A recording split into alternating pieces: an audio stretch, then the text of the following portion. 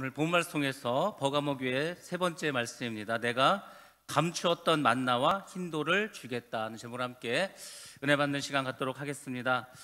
여러분들 요새 어떻게 살고 계십니까? 제가 갑자기 궁금해졌어요. 여러분들 과연 어떻게 살고 계시는지.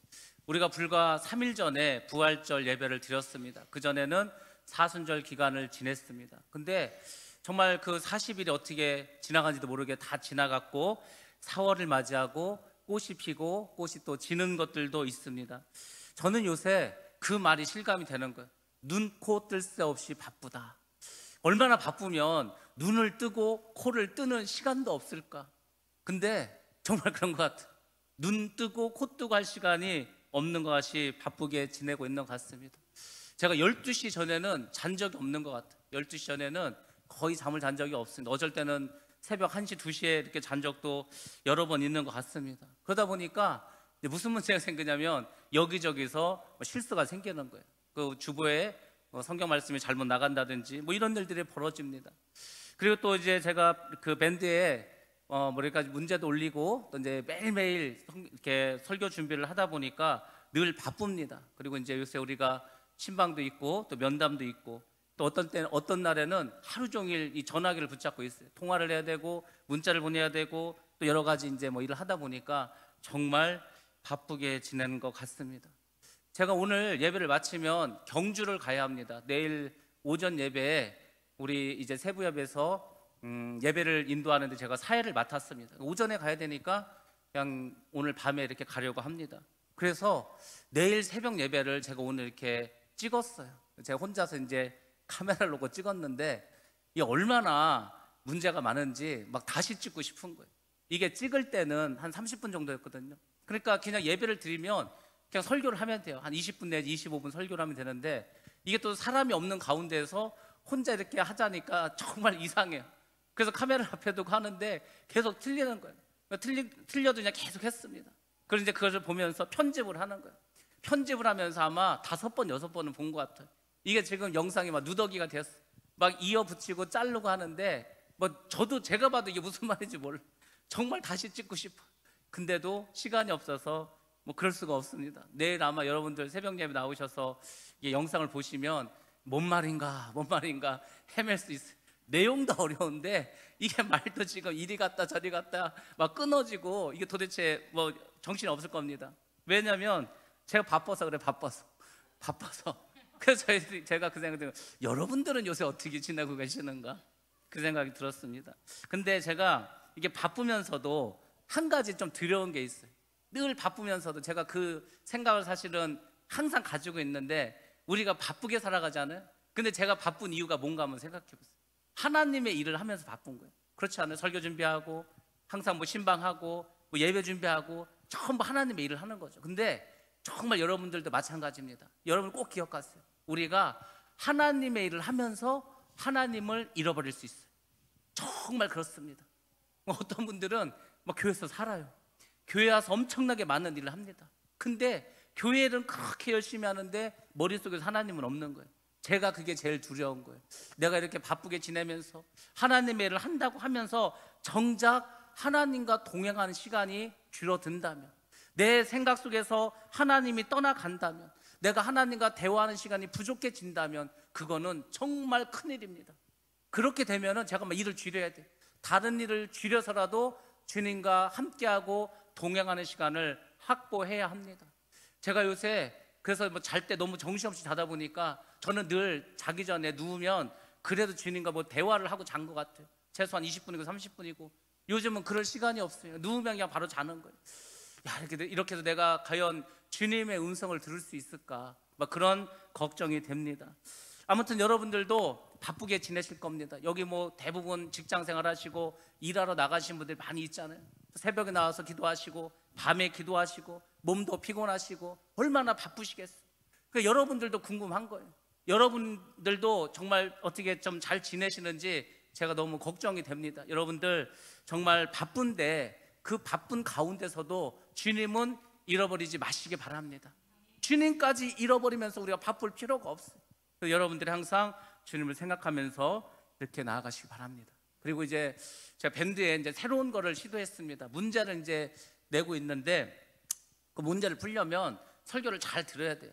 설교를 잘 들어도 모르면 한 번 더 들어야 됩니다. 그래서 사실 여러분들이 말씀을 한 번 더 들으라는 의미에서 이제 만들었는데, 이게 또 잘못하면은 어떤 분들에게는 걸림돌이 될 수 있어요.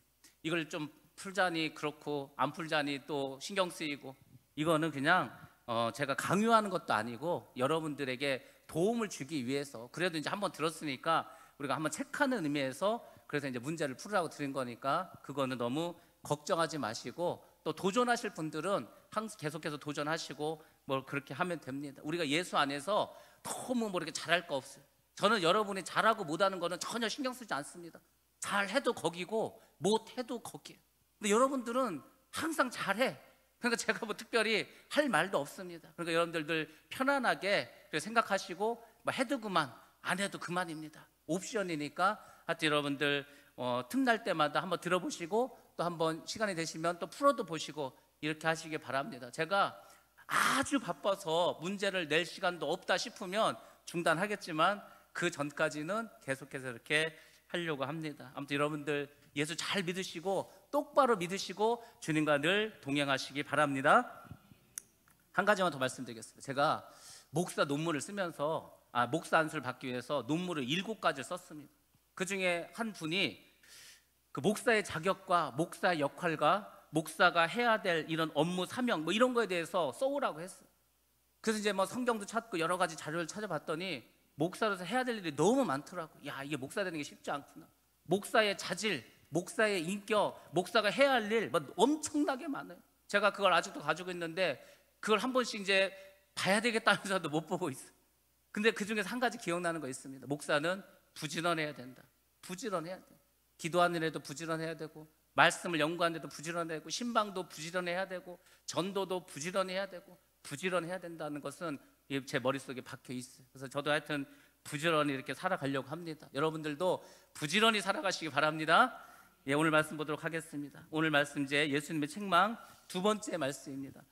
니골라 당의 교훈을 지키는 자들이 있었다는 겁니다. 15절 말씀에 있는데, 니골라 당의 교훈을 지켜. 니골라 당. 우리가 지난 시간에 발람이라는 사람에 대해서 말했습니다. 이 발람이라는 사람이 어떻게 했죠? 이스라엘 사람들에게 유혹을 하는 거예요. 그 발라강이 이스라엘을 저주해달라고 했잖아요. 그래서 결국은 이스라엘이 저주 당하는 일을 알려줍니다. 그게 뭐였었죠? 세상에 우상숭배를 하는 거예요. 음행을 하는 거였습니다. 그래서 발람의 교훈을 따르는 사람들이 있었어요. 그래서 24,000명이 죽음을 당하고 말았습니다. 발람이라는 이름의 뜻이 있습니다. 백성을 정복하다라는 뜻이에요. 백성을 정복하다. 근데 또 니골라라고 하는 사람이 나옵니다. 니골라는 어떤 이름의 뜻을 가지고 있냐면 백성을 이긴 자라는 뜻입니다. 헬라어로 니콜라이톤이라는 뜻입니다. 그러니까 발람이나 니골라가 발음은 다른 것 같은데 비슷한 이름의 뜻을 가지고 있습니다. 백성을 정복하고 백성을 이겼습니다. 그래서 이스라엘에게 저주를 갖고 왔고 버가모 교회에 이제 어려움을 가져오게 됐습니다. 이 2개의 사상이 사실 일치하고 있습니다. 어떤 사상이 일치하죠? 첫 번째는 사람이 유혹에 빠지게 하는 거예요. 사람이 어떤 유혹에 가장 빠지기 쉬울까? 사람이 가장 약한 부분이 뭘까? 음행과 우상숭배입니다. 그래서 우상숭배에 빠지게 하는 거예요.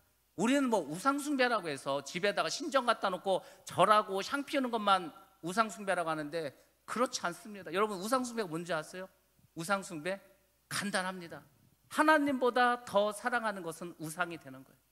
그리고 그것을 생각하고 그를 따르면 그게 우상숭배가 되는 것입니다. 어떤 사람이 재물을 사랑해. 재물은 다 사랑합니다. 문제는 뭐죠?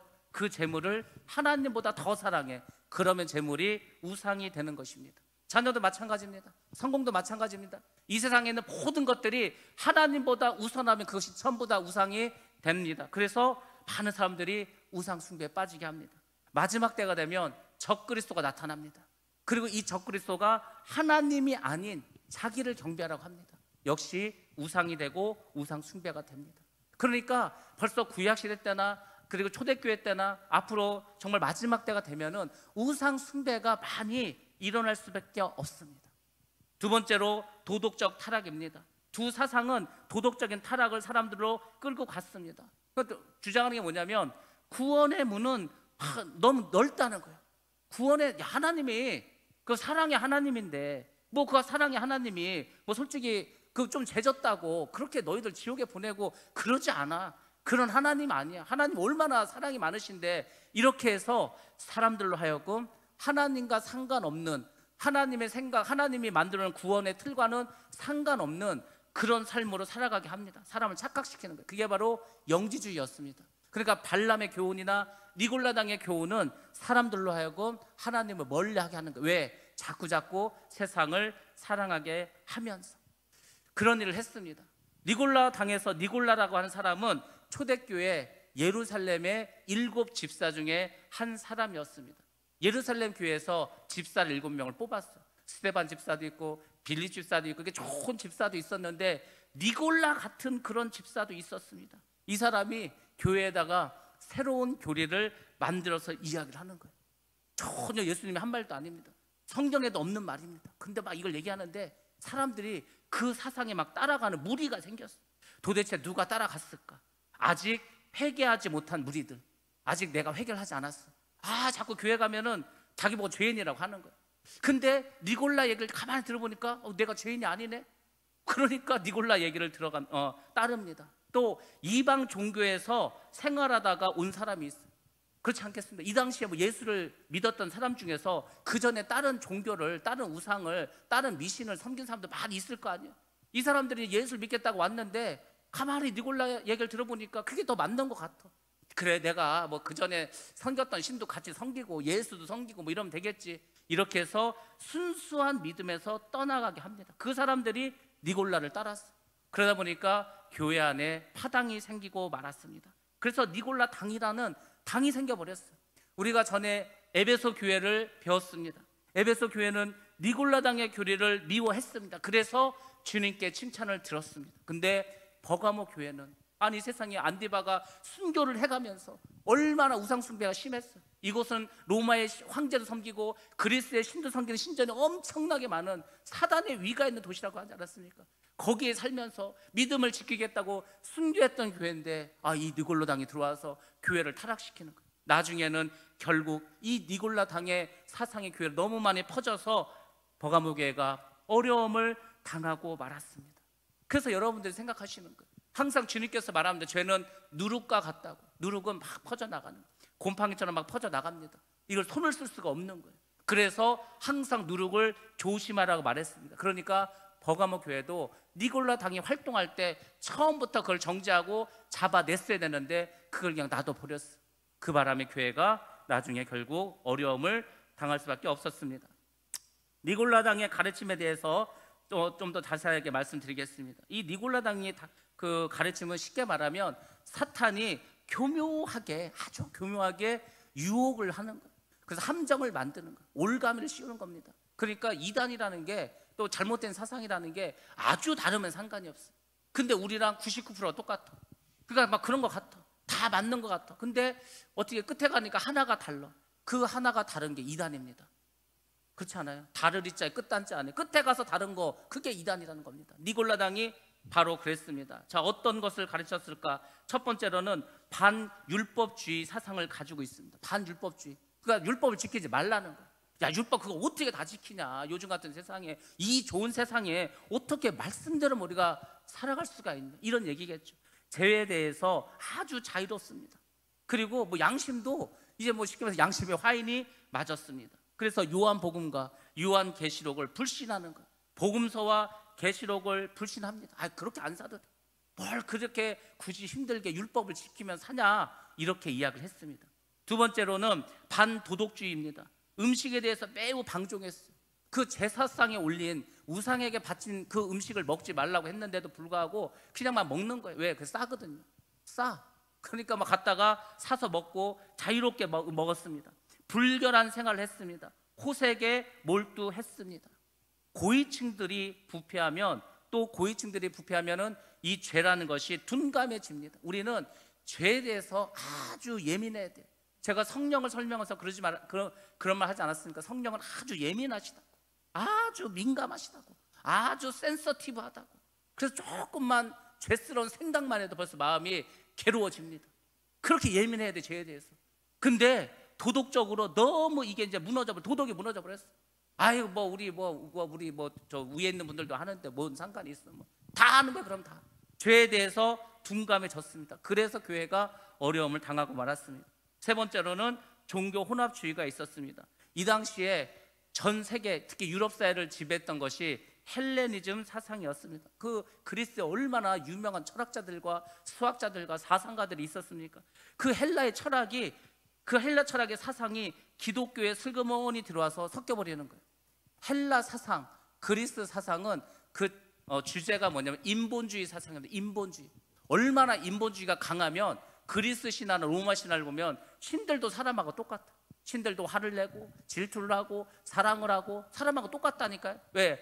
그만큼 신도 인간처럼 보는 그 인본주의가 있는데 세상에 기독교에 인본주의를 갖고 들어오는 거예요. 인본주의는요 엄청나게 무서운 겁니다. 교회를 파멸시키는 거예요. 우리가 알게 모르게 인본주의에 물든 경우가 엄청나게 많습니다. 사실은 교회는 신분주의입니다. 교회는 엄밀히 말해서 민주주의도 아니에요. 교회는 왕정인데 왕정. 왕이 통치하는 곳이, 하나님이 왕이 되셔서 통치하는 것입니다. 근데 슬그머니 세상에 여러 가지 사상이 들어오는 거예요. 그래서 이게 어떻게 교묘하게 믹서가 되는 거, 섞여버립니다. 그러면 이게 기독교인지 뭔지 몰라요. 그러니까 하나님이 주인이 아니고 하나님께서 우리 삶의 정말 통치자가 아니고 슬그머니 사람이 그 하나님 자리에 올라갑니다. 이런 것들을 사람들에게 교묘하게 이렇게 인도해 간 것이 그게 종교 혼합주의입니다. 그래서 이제 나중에 르네상스라는 게 유럽에서 생기는데 그 르네상스의 모토가 뭡니까? 그리스와 로마로 돌아가자는 거예요. 우리가 중세 1000년 동안 너무 하나님만 믿었다는 거예요. 너무 하나님 안에서 우리가 억압당했다는 거예요. 중세 1000년은 암흑기라고 하면서 다시 그리스 로마의 화려했던 인본주의로 돌아가자. 그게 인본주의. 유럽에서 인본주의가 나오고 르네상스가 시작되면서 그러면 이제 과학이 발달하고 계몽주의가 나오고 진화론이 나오고 그렇게 하고 이제 뭐 자유주의 신학이 나오고 그러면서 교회는 아주 그냥 다문을 닫고 말았습니다. 결국은 그렇게 될 수밖에 없습니다. 네 번째로는 타협주의가 있습니다. 헬라신과 로마 황제 숭배, 이것을 막 그냥 과감하게 했습니다. 예수를 믿으면서도 괜찮다는 거예요. 우리가 신사참배할 때 그러지 않았습니까? 우리가 예배당에 예배를 하러 들어와요. 그러면 그 앞에 신사가 있어요. 거기다 이제 절을 하는 거예요. 그리고 예배하러 들어오는 거예요. 우리가 뭐 하나님께 예배 드리는데 신사에게 뭐 전한다고 뭐 큰 문제 있겠습니까? 하면서 했어요, 신사참배를. 그것이 바로 타협주의라는 것입니다. 이 타협, 우리의 신앙에서는 타협이 없습니다. 사실은 타협하면 교회는 끝나는 거예요. 타협하는 순간 세속화되고 세상으로 변화되고 변질돼 버리는 거예요. 그래서 그 순수함을 유지하는 거예요. 그 순수함, 다른 것과 다른 세상과 구별되는 것, 그게 거룩이라고 했잖아요. 거룩. 그러니까 하나님은 거룩을 너무너무 강조하십니다. 가나안에 들어갔을 때 이스라엘 백성들이 너희가 거룩하다, 다른 민족의 그 가나안 족속에 이방신이 들어오지 못하도록 철저하게 막으라고 해서 그래서 다 죽이라고 했는데 안 죽였잖아요. 그러니까 결국은 이스라엘이 우상 숭배를 하는 그런 지경에 빠지고 결국 북이스라엘과 남유다가 망하는 지경까지 가게 되고 말았습니다. 근데 이런 것들이 계속 교회도 있었어요. 타협 이런 게 들어옵니다. 그래서 뭐 이런 이방신의 축제에도 참여를 해서 우상 숭배도 하고 신당의 승려들과 음행을 하고 뭐 이렇게 하는 겁니다. 뭐 성전에 가서 뭐 신전에 가서 절을 합니다. 그러면서 황제가 나의 주인입니다. 이렇게 신앙 고백을 하고 오는 거예요. 그리고 이제 교회 와서 이렇게 말하죠. 야, 그거 뭐 황제가 주인입니다. 한번 했다고 해서 그 뭐 예수님에 대한 사랑이 내가 뭐 없어지는 것도 아니고 뭐 그렇다고 해서 하나님께서 나를 뭐 벌 주시겠냐, 그런 착각에 빠지는 거예요. 십계명 제1계명이 뭐죠? 나 이외에 다른 신을 너에게 두지 말라. 하나님은 철저하게 말합니다. 신은 하나님만이 신이에요. 그 제가 말했잖아요. 우리의 신앙은 주인이 누구냐, 주인, 나의 주인이 누구냐, 나의 주인이 여호와 하나님이냐 아니면 다른 세상의 신이냐. 근데 다른 세상의 신과 하나님을 겸하여 섬긴다, 그거는 무당이에요. 무당. 그거는 이제 세상 종교입니다. 하나님이 제일 싫어하는 거예요. 하나님은 섞이는 거 싫어한다 했잖아요. 섞이는 거. 바로 타협주의가 그렇게 신을 섞어버리는 큰 죄악인데 이것을 사람들에게 계속 말하는 거예요. 그냥 우리가 순교당할 수도 없고 우리가 지금 핍박당할 수도 없으니까 그냥 신전에 가서 향 한번 올리고 또 와서 예배드리면 되지, 이런 식으로 타협을 시켰습니다. 이원론적 영지주의를 계속해서 이야기했습니다. 이원론이라는 게 뭐냐면 사람은 두 가지로 되어 있다는 거예요. 육이 있고 영이 있다, 이렇게 말합니다. 그래서 인간을 선악의 존재로 설명하는 거예요. 우리 육신은 아주 악한 것이다. 우리에게 선한 것은 영밖에 없다. 그래서 사람에게서 영과 육을 분리시킵니다. 그 왜 분리시켰을까? 간단한 이유는 육체는 쾌락으로 사용해도 상관이 없다. 왜? 우리가 구원받는 것은 영이지 육이 아니라는 거예요. 그러니까 육은 어떻게 살아도 상관없다는 거예요. 어차피 육체는 더러운 거고 악한 거니까 이 육체는 우리가 신경 쓰지 말고 하고 싶은 대로 하자. 이거를 지금 오늘날 교회에서 말하면 그 교회는요 엄청나게 부흥합니다. 얼마나 좋아요. 아유, 술 먹어도 돼, 가고 싶은데 다 가도 돼, 하고 싶은 거 다 해도 돼. 어차피 우리 육체는 뭐 그냥 다 썩어서 없어질 거니까. 우리가 천국 가는 건 우리의 영혼이지 우리 육체가 아니다. 그러니까 육체는 마음대로 살아도 된다. 그러니까 이 당시에 한번 생각해 보세요. 이방 종교에서 온 사람들, 아직도 죄를 좋아하는 사람들, 그 사람들 들었을 때는 이게 복음 아니겠어요? 이게 복음? 얼마나 좋아요. 세상 나가서 하고 싶은 거 다 해도 된다는데. 그래서 사람들을 유혹시키고 미혹시키고 그래서 믿음에서 다 떠나가게 만들고 말았습니다. 육체는 구원에 영향이 없다, 이렇게 주장을 했습니다. 그 다음에 여섯 번째가 무절제주의입니다. 무절제주의. 은혜로 구원을 받는다. 우리는 은혜로 구원받지 않습니까? 말은 맞는 말이죠. 근데 그래서 육으로는 어떤 죄를 지어도 구원과 상관이 없다. 그게 이제 갈빈의 5대 그 교리 중에 하나인 성도의 견인과 비슷한 말일 수도 있어요. 사실 다른데 내용은 성도의 견인. 한번 하나님께서 구원하기로 정한 사람은 어떤 일이 있어도 결국 하나님께서 끌고 간다, 천국으로. 그게 이제 성도의 견인인데 그런 이야기를 했습니다. 그래서 뭐 음행을 하던 우상숭배를 하던 하나님께서 다 용서하시고 우리는 다 구원받을 수 있다. 그러면요 삶이 방종해지는 겁니다. 사실 알게 모르게 이런 사상이 많이 있어요. 이게 오늘날 이단 중에서 이걸 말하는 데가 어디냐? 그게 바로 구원파입니다. 구원파. 구원파는 다른 게 관심이 없어요. 당신이 언제 구원받았습니까? 언제 구원받는지 그 날을 자꾸 말하라는 거예요. 그래서 이제 뭐 대충 말하자. 아, 내가 그때 교회 다니고 그때 은혜도 받은 것 같고 그때 하나님 만난 것 같아. 그래서 제가 한 10년 전에 그때 한 몇 월 달에 그때 구원받은 것 같습니다. 그러면은 그럼 당신은 구원받았다 이거예요. 그럼 구원받았으니까 이제 뭐 할 게 없잖아요. 그러니까 이제 마음대로 살아도 된다. 뭐 그런 식입니다. 전부 다 영지주의의 사상이에요. 그래서 어떤 분들은, 외국에 있는 목사님들은 한국 기독교를 보면서 그렇게 말합니다. 참 한국 기독교는 구원파적으로 예수를 믿는다, 이렇게 말해요. 구원파적으로 다 구원받았다 이거예요. 나는 이미 천국 백성이 되었다는 거예요. 하나님께 나를 천국으로 끌고 간다는 거예요. 그럼 이 세상에서 뭐를 하죠? 그러면 이미 구원받았는데. 그러니까 그냥 뭐 사는 거예요. 그냥 자기들끼리 재밌게 사는 거예요. 자기들끼리 그냥 뭐 즐겁게 사는 겁니다. 그게 아니거든요. 근데 이런 사상이 들어오는 거예요. 사상은 엄청나게 무서운 겁니다. 사상은 총 들지 않고 칼을 들지 않았지만 사람의 영혼을 죽일 수 있는 게 사상이에요. 공산주의도 우리가 사상이라고 하지 않습니까? 어떤 사상에 물들어 버리면 참 끄집어오기가 쉽지 않아요. 왜? 이미 물이 들었기 때문에. 근데 이런 영지주의적인 그러한 니골라당의 교훈이 너무 많이 교회에 퍼지고 말았습니다. 그리고 일곱 번째가 무질서주의입니다. 무질서주의. 질서를 무너뜨려 버렸어요. 이 당시에 그 버가마 교회에 니골라당의 집사들이 있었는데 이 집사들이 집사의 직을 남용을 하는 거예요. 그래서 목사나 장로의 치리를 거부하고 반대합니다. 그 목사님 뭐 장로님 뭐 우리도 집사인데 그러면서 말을 듣지 않는 거. 교회 안에서 교회는 치리가 있습니다. 치리. 목회자에겐 치리권이 있어요. 성도를 다스리는 치리권이 있습니다. 그래서 성도가 잘못을 하는 거예요. 교회에 죄를 짓는 거예요. 그러면은 치리할 수 있습니다. 한 달 동안 교회 나오지 마십시오.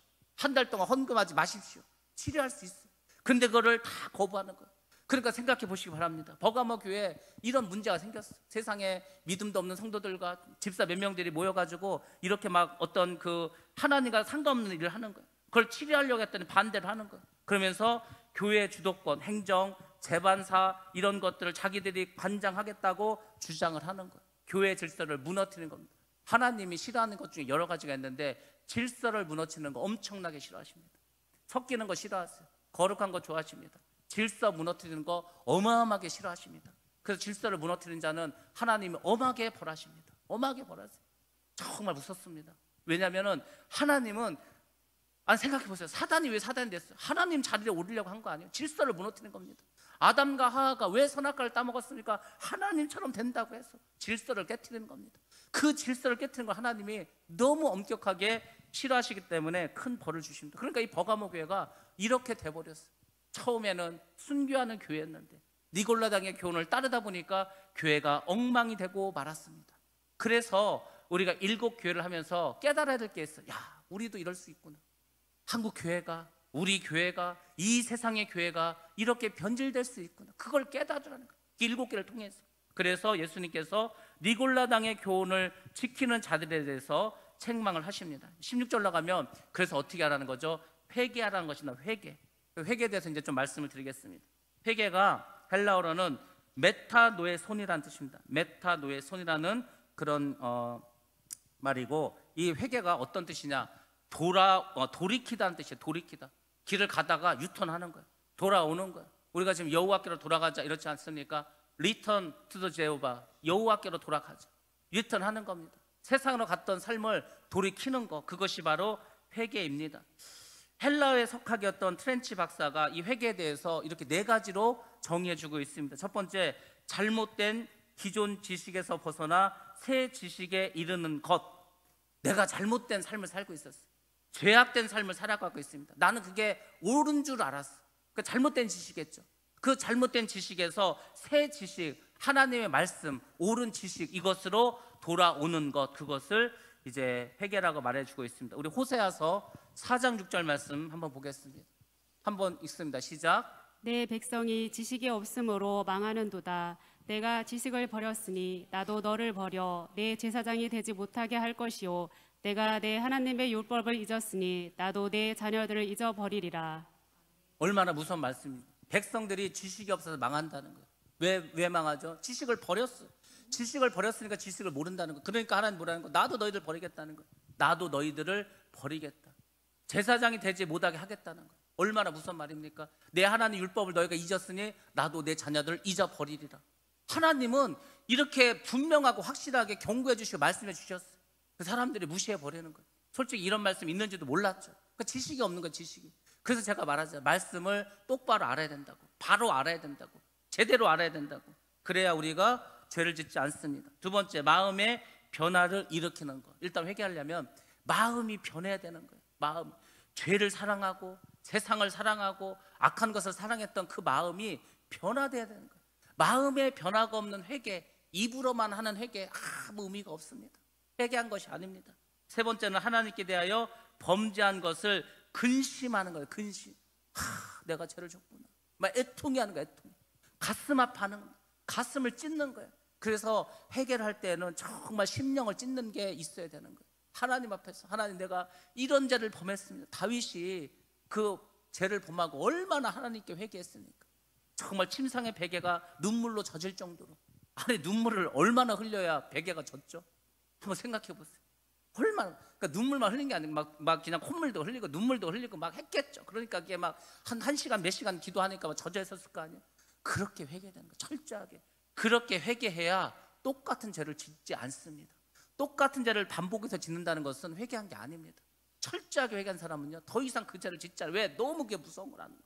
제가 말했잖아요. 세상에 번제를 드릴 때, 짐승을 잡아 죽일 때 그거를 칼로 찌르고 그 막대기로 심장을 찌르고 그걸 볼 때마다 내가 죄 짓고 싶은 생각이 들겠어요? 죄 못 집니다. 회개한 사람들은 정말 다시는 같은 죄를 짓지 않습니다. 근심하는 거, 죄에 대해서. 마지막 네 번째로는 내적 변화로 사죄 및 정화를 추구하는 결의적 행동. 내가 다시는 죄를 짓지 않겠다. 내가 다시는 정말 그 세상에 빠지지 않겠다. 정말 내 스스로가 사죄하고 내 마음을 정화시켜서 결의적인 행동, 그러니까 결심을 하는 거겠죠. 내가 다시는 하지 않겠다고 막 그렇게 하는 것이 회개라고 합니다. 그래서 회개는 회개에 합당한 열매를 맺게 됩니다. 합당한 열매를 맺게 돼 있다니까. 삭개오가 예수님 왔잖아요. 자기 집에. 그 예수님께 말하는 거예요. 내가 다른 사람의 그 재물을 내가 이제 속여가지고 가짜로 막 이렇게 해가지고 막 이렇게 토색한 게 있으면, 큰 게 있으면 4배로 갚겠다고. 그게 회개에 합당한 열매예요. 대가를 지불합니다. 대가를. 1대1도 아니에요. 더 많이 보상해 주겠다는 거예요. 그 정도 각오를 하는 것이 회개입니다. 그래서 회개라는 것을 쭉 정리하자면 우리의 지정의가 변화되는 거예요. 지식적으로 죄가 무엇인지를 알아야 되는 거예요. 그래서 알으라는 거예요. 말씀을 알으라는 겁니다. 뭐가 죄인지를 알아야 될 거 아니에요. 그리고 정적으로는, 우리 정서적으로는 그 죄를 슬퍼하고 통회해야 합니다. 그리고 우리 의지적으로 죄를 청산하고 새로 변화된 삶에 시작되어야 합니다. 그것이 회개예요. 그러니까 회개는 지정의가 다 변화돼야 되는 거예요. 내 의지도 변해야 되는 거예요. 내 다시는 죄를 짓지 않겠다 의지를 가지고 죄와 피를 흘리기까지 싸워야 합니다. 싸우기 싫어. 그러면 죄 짓는 거예요. 그리고 회개하는 겁니다. 그래서 제가 말했잖아요. 오늘날 현대인들의 가장 큰 문제는 죄를 너무 쉽게 져요. 죄인 줄 알면서도 져요. 그냥 너무 쉽게 집니다. 근데 회개는 더 쉽게 해요. 회개는 더 쉽게 한다는 게, 교회 가서 그냥 예배드리기 좀 전에 하나님 제가 이번 주에도 무슨 죄를 졌습니다. 용서해 주옵소서. 끝. 그 회개가 아닌데 회개했다고 생각하는 거예요. 그래서 죄가 끊이지 않습니다. 그래서 주님께서 이러한 사람들 보고 말씀하십니다. 너희가 회개하지 않으면 내 입의 검으로 그들과 싸우리라. 주님께서 심판주가 되셔서 싸우겠다는 거예요. 얼마나 무서운 말씀인지 모릅니다. 회개를 하지 않으면 주님께서 심판하겠다고 결단을 하시는 거예요. 내가 가만두지 않겠다는 거예요. 심판하겠다고 말씀하십니다. 날카로운 성령의 검으로, 하나님의 말씀으로 심판하겠다고 말씀해주고 있습니다. 우리 요한계시록 19장 15절 말씀입니다.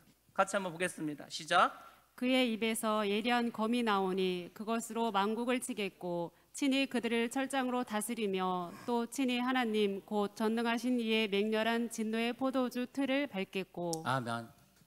계시록 19장은 이제 이 세상이 거의 멸망당하는 그때를 말씀해 주고 있습니다. 정말 주님께서 심판하십니다.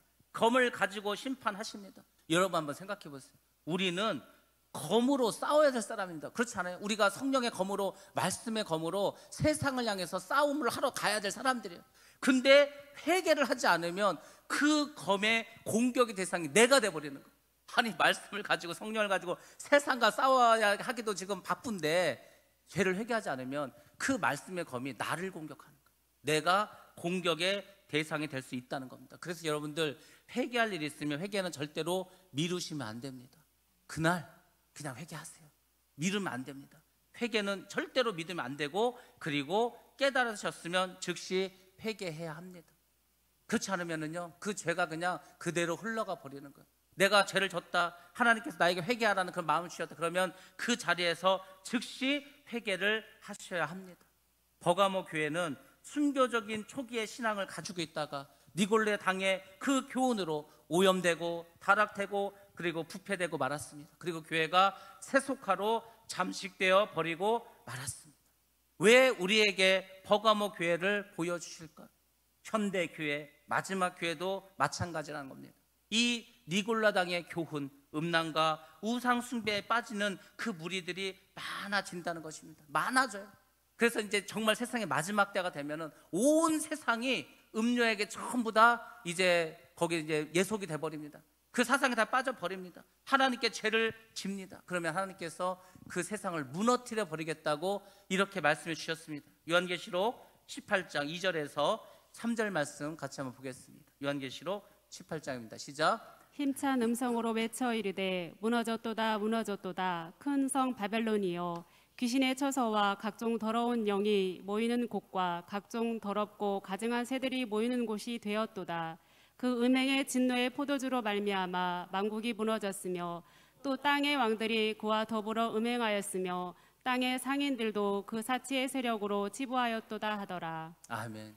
여기서 계속 음행 말하는데 우상 숭배를 말합니다. 하나님을 섬긴다 하면서 다른 종교들과 연합돼서, 그래서 하나님을 아주 그냥 욕되게 하는 가증스러운 일을 벌이는 것 전부 다 하나님 심판해 주신다고 말씀해 주고 있습니다. 17절 이제 마지막 말씀입니다. 이기는 자에게 주는 종말론적인 약속이 있습니다. 그럼에도 불구하고 하나님께서는 이기는 자가 있다는 것, 그 이기는 자에게 하나님께서 약속을 해 주십니다.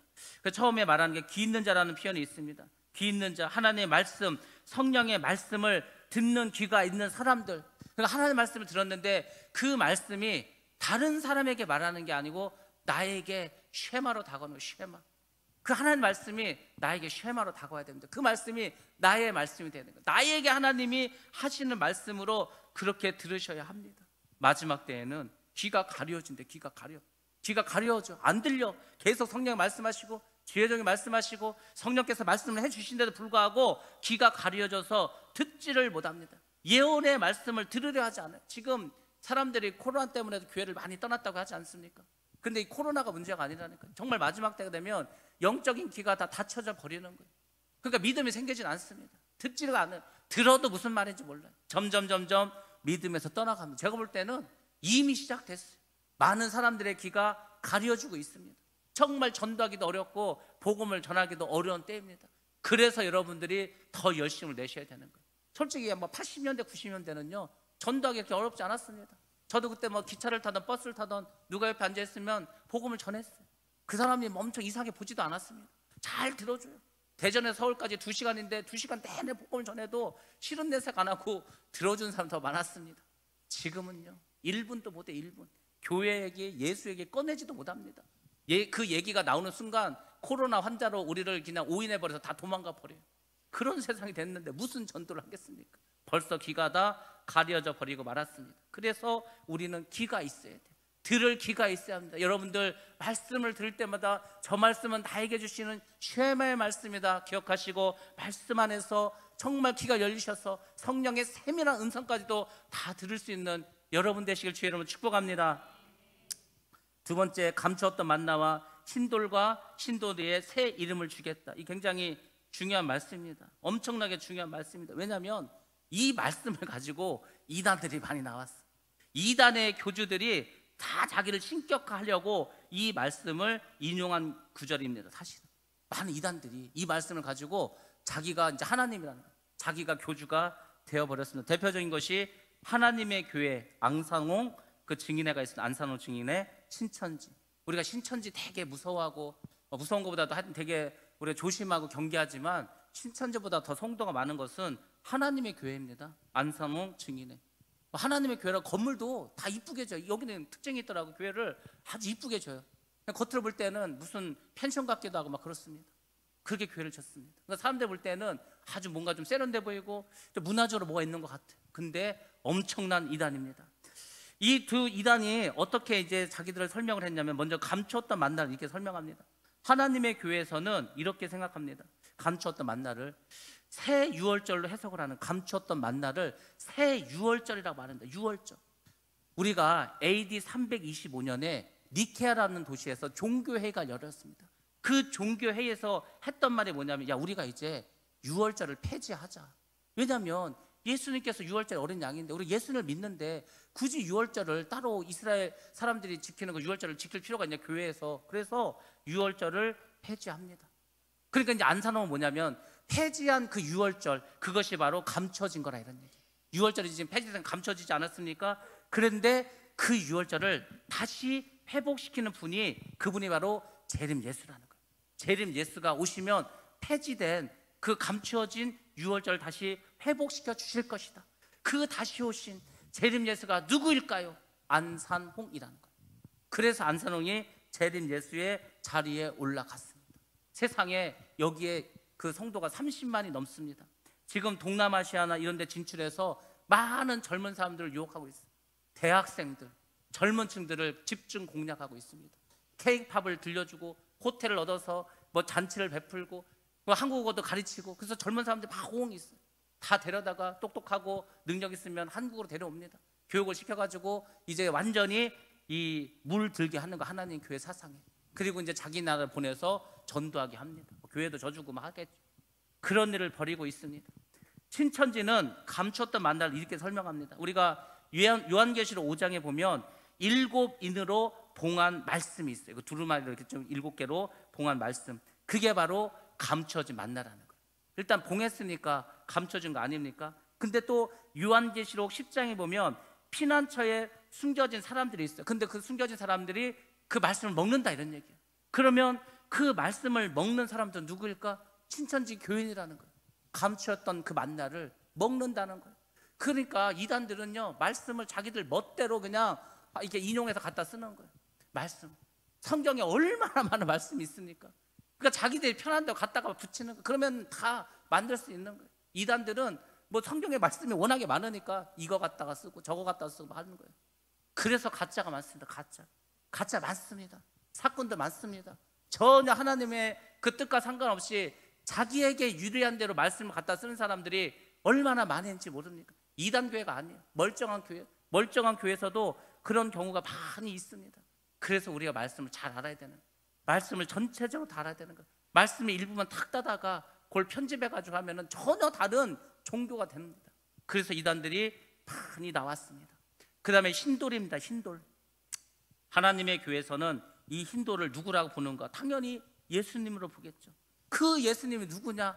안상홍이라는 것입니다. 그게 바로 새 이름이라는 거예요. 그래서 너희들이 구원을 받으려면 그 안산홍의 새 이름을 가지고 구원을 받아야 한다.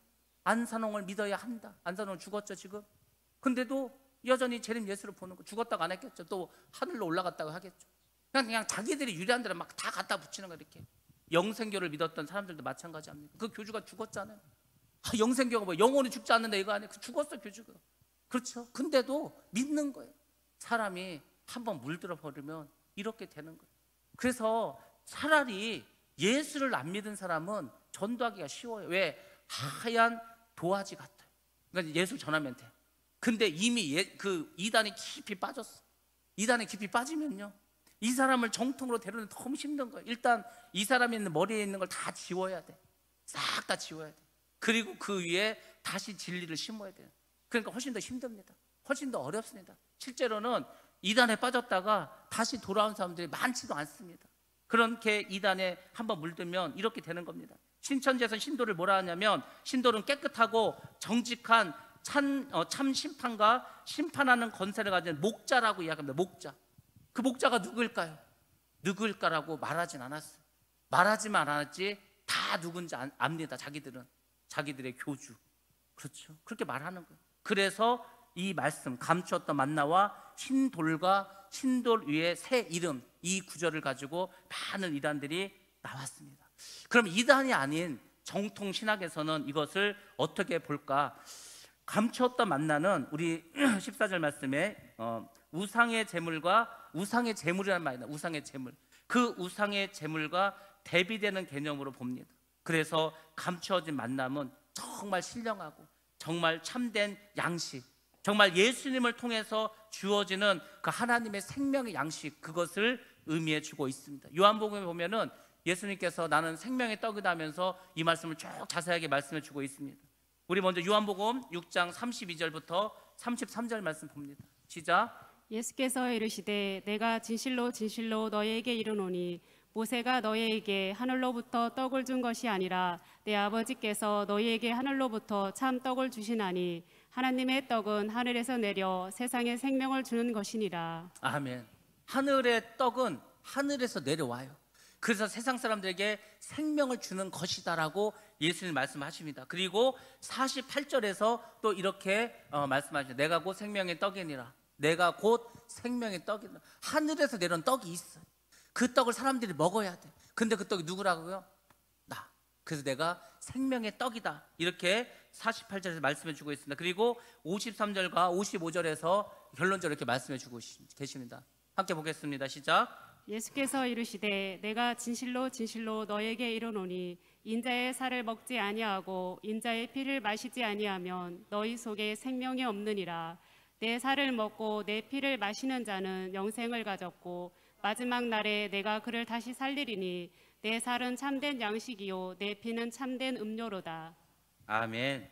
예수님께서 아주 중요한 말씀 해주셨습니다. 예수님 자신이 생명의 떡이라는 거예요. 그러면서 예수님의 살과 피에 대해서 말씀을 주고 있습니다. 이걸 언제 예수님이 행하셨죠? 6월절 날 제자들과 함께 마지막 만찬을 하셨잖아요. 그 마지막 만찬을 하시면서 이 떡은 나의 살이다. 그리고 이 음료는 나의 피라고 말씀해 주고 있습니다. 그래서 6월절 의식을 통해서 예수님이 생명의 떡임을 다시 한번 이렇게 재현해 주셨습니다. 오늘날에도 우리가 이 의식을 행합니다. 그게 바로 뭐죠? 성만찬은 성만찬.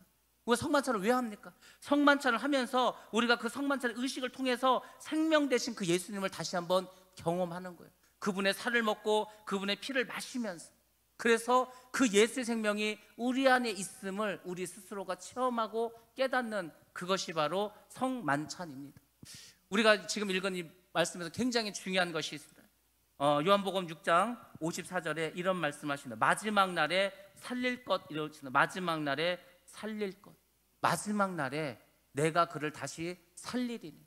예수님께서 마지막 때에 살린다고 하십니다. 마지막 때 성도의 부활이 있을 것이고 마지막 때 성도의 변화체가 있을 거라고 말씀해 주고 있습니다. 그러니까 우리가 살과 피를 계속 먹고 마셔야 하는 거예요. 그래서 성만찬을 우리가 교회에서 계속 하는 것입니다. 감추어진 만나는 마지막 때 성도들이 먹을 생명의 양식입니다. 생명의 양식. 근데 그 양식이 감추어져 있다고 이렇게 또 표현해 주고 있습니다. 감춰 있으니까 아무도 못 먹을 거 아닙니까? 아무도 먹지 못합니다. 그래서 우리가 이제 오늘 그 본문의 말씀을 통해서 볼 것은 우리가 주목해야 될 말씀인데, 그건 뭐냐면 그 감춰질 만나를 받는 사람이 있다는 거예요. 그 감춰진 만나를 누가 받죠? 나중에 이기는 자가 받는다고 말씀을 주고 있습니다. 우리가 지금 요한계시록 2장과 3장이 그 7교회에 대해서 말씀해 주고 있는데, 그 7교회에 반복적으로 나오는 말씀이 있습니다. 그게 뭐냐면 이기는 자라는 겁니다. 이기는 자. 근데 이 이기는 자라는 말이 시제가 또 어떻게 되냐면 과거도 아니에요. 이겼던 자가 아닙니다. 또 미래에 이길 자도 아닙니다. 미래형도 아닙니다. 현재형으로 되어 있습니다. 현재 어려움에 처해 있는 사람들, 현재 어려움에 있지만 그래도 그 이기는 자들에게는 하늘나라에서 미래의 상급을 받을 것이라는 겁니다. 그러니까 쉽게 말해서 현재 우리가 어려움에 처해 있어요. 어려움에 처했지만 우리가 믿음으로 현재 그걸 막 이기는 거예요. 그러면 미래에 우리가 상급을 얻게 될 것이다. 내일 새벽 예배가 다 이 얘기를 하게 될 것입니다. 우리가 미래에 천국에 가서 상급을 받게 된다. 그것을 이제 베드로전서 1장 4절과 5절에서 말씀해 주고 있습니다. 하여튼 내일 이제 말씀을 들으면 되실 테고, 자, 그러면 요한계시록에서 이기는 자가 교회별로 어떻게 나왔나 한번 보도록 하겠습니다. 먼저 서모나 교회입니다. 2장 11절 말씀입니다. 요한계시록 2장 11절 시작. 귀 있는 자는 성령이 교회들에게 하시는 말씀을 들을지어다. 이기는 자는 둘째 사망의 해를 받지 아니하리라. 이기는 자는 둘째 사망의 해를 받지 않는다고 서모나 교인들에게 말했습니다. 둘째 사망은 지옥을 말하는 지옥. 이기는 자는 지옥에 가지 않는다는 거예요. 그렇게 서문화 교회에게 약속해 주셨습니다. 당연히 우리에게도 약속해 주는 거죠. 서문화 교회 했다는 것은. 그리고 두아디아 교회 이렇게 말씀하십니다. 2장 26절 말씀입니다. 요한계시록 2장 26절 시작. 이기는 자와 끝까지 내 일을 지키는 그에게 만국을 다스리는 권세를 주리니. 자, 만국을 다스리는 권세를 주시겠다고 말씀해 주고 있습니다. 만국을 다스릴 권세를 누구에게 준다는 거예요? 이기는 자에게. 그러니까 여러분들이 현재 어려움이 있고 현재 괴로움이 있고 힘든 일이 있으면 좌절할 것도 없고 낙심할 것도 없고 하나님 믿고 그냥 이기면서 나가기 바랍니다. 이겨야 되는 거예요. 제가 말했잖아요. 전쟁은요, 이겨야 되는 거예요. 전쟁에 지면 얼마나 비참해진지 아십니까? 전쟁에 지면 적의 칼에 내가 죽습니다. 우리 가족이 노예로 팔려갑니다. 우리 나라가 아주 비참한 노예 생활을 합니다. 영적으로는 더 무섭습니다. 영적으로 우리가 이기지 못하면 지옥 가는 거, 지옥 갑니다. 여러분들이 이기셔야 되는 거예요. 그래서 이 7교회 다 계속 말합니다. 전부 다 말합니다. 다 힘들었어, 다 어려웠습니다. 그러니까 너희들 이기라는 거예요. 환란이 오던 핍박이 오던 어려운 일이 오던 간에 무조건 이기라고 말씀해 주고 있고, 이기는 자에게 주시는 그 상급에 대해서 계속 약속을 해 주신 것입니다. 계시록 3장 5절 말씀, 사대교회의 말씀입니다. 시작.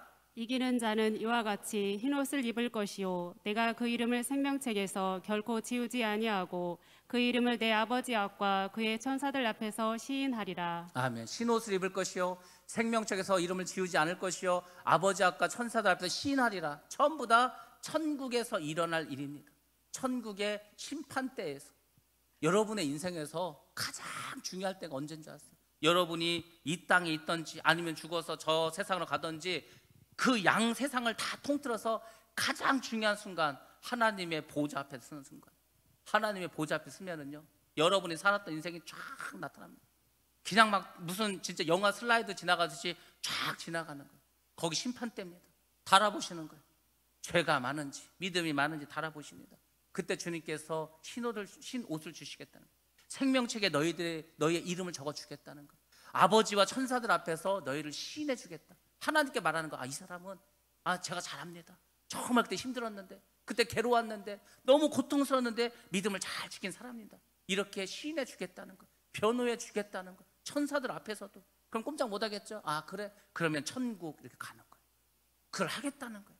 성경이요, 뜬구름 잡는 책이 제가 아니라고 그랬잖아요. 한 말씀 한 말씀이 다 맥이 통하는 거예요. 다 연결되어 있어요.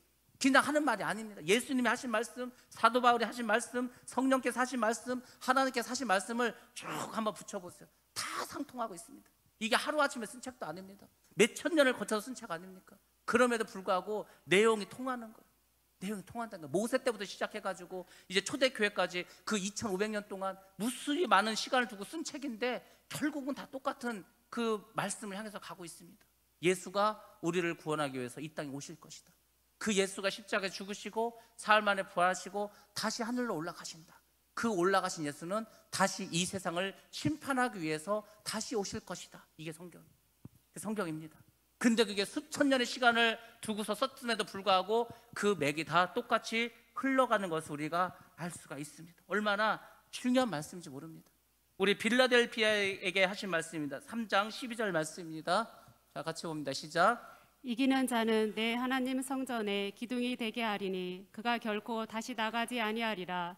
내가 하나님의 이름과 하나님의 성 곧 하늘에서 내 하나님께로부터 내려오는 새 예루살렘의 이름과 나의 새 이름을 그의 이위에 기록하리라. 아멘. 이기는 자는 성전에 기둥이 되게 하신다고 합니다. 새 예루살렘. 그 새 예루살렘이 이제 하늘성 아니에요? 하늘성. 그 하늘성의 새 예루살렘이 이 땅으로 내려옵니다. 하나님과 함께 내려오는 거예요. 그때 그 이름과 나의 새 이름을 그 위에 기록하리라. 우리를 이기는 자를 기둥이라 했는데 그 기둥에 이름을 써주시겠다는 거. 그 영원히 함께 하겠다는 겁니다. 영원히 우리를 존귀한 자로 주님과 함께 제사장과 같은 역할을 하면서 다스리는 철장의 권세를 주시겠다는 그런 말씀입니다. 빌라델피아의 그 특징이 뭐죠? 작지만, 정말 작지만 가장 작은 교회 아니에요. 가장 작은 교회고 가장 힘이 없고 가장 가난한 교회였습니다. 그럼에도 불구하고 이 빌라델피아는 세상에 이슬람이 쳐들어왔는데 가장 끝까지 교회를 지킨 교회였습니다. 그래서 주님으로부터 책만 받지 않고 칭찬만 받은 교회가 바로 빌라델피아 교회였습니다. 3장 21절 라우디게아 교회 어떻게 이기는 자를 약속했는지 보겠습니다. 함께 봅니다. 시작. 이기는 그에게는 내가 내 보좌에 함께 앉게 하여 주기를 내가 이기고 아버지 보좌에 함께 앉은 것과 같이 하리라. 아멘. 얼마나 놀랐어요. 내 보좌에 함께 앉게 해주시겠다. 오늘 우리가 새벽 예배 때 그리스도의 뭐에 대해서 배웠죠? 승기에 대해서 배웠죠. 승기. 예수님께서 4가지 승기가 있지 않습니까? 그 세 번째가 뭐죠? 세 번째가 오늘 문제였는데 하나님의 우편에 앉아 계시는 것. 하나님의 우편에 왜 앉아 계신다고 해서 예수님께서 그 심심해서 쉬려고 앉으시다 다스리는 거. 하나님과 함께 다스립니다. 그래서 하나님의 우편에 앉아 계신다고 해서. 근데 여기서 뭐라고 약속하셨죠? 그에게는, 이기는 자에게는 내가 내 보좌에 함께 앉게 해주시겠다는 거. 그 사람도 다스리는 권세를 주시겠다는 겁니다. 다 약속해 주셨어. 다 약속해 주셨다니까. 여러분들은 믿기만 하시면 됩니다. 성경이 이렇게 놀라운 책입니다. 그래서 계시록 21장 7절에서는 이 모든 것을 종합해서 한마디로 이렇게 정의해주고 있습니다. 함께 봅니다. 시작. 이기는 자는 이것들을 상속으로 받으리라. 나는 그의 하나님이 되고 그는 내 아들이 되리라. 아멘. 결국 상속자가 되는 거. 우리가 하나님의 아들이 됐잖아요.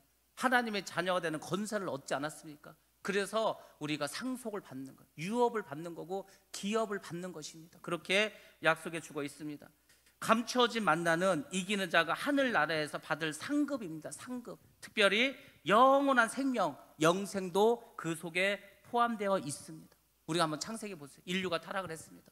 죄를 졌습니다. 하나님께서 제일 먼저 하신 일이 뭔지 아십니까? 그 죄를 진 인간들 때문에 하신 일이 있어요. 생명나무를 감추셨습니다.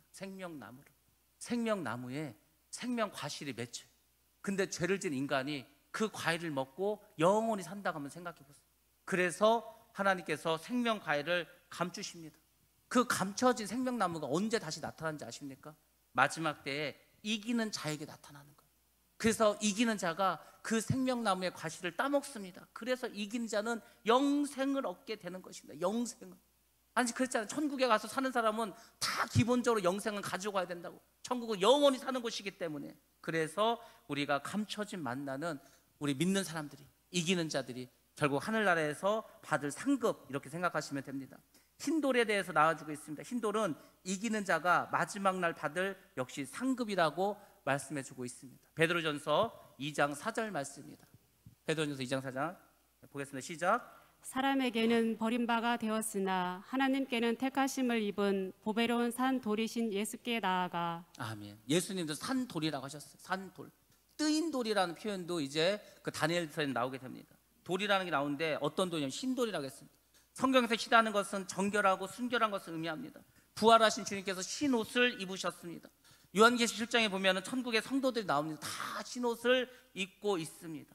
그 흰돌은 의로우시고 거룩하신 영광의 주님을 상징한다고 이렇게 말씀해 주고 있습니다. 그러면은 뭐 굳이 상징할 것도 많은데 왜 돌로 상징했을까? 그것도 흰 돌이라고 했을까? 다 이유가 있죠. 성경에 나와 있는 말은 다 이유가 있고 원인이 있습니다. 의미가 있습니다.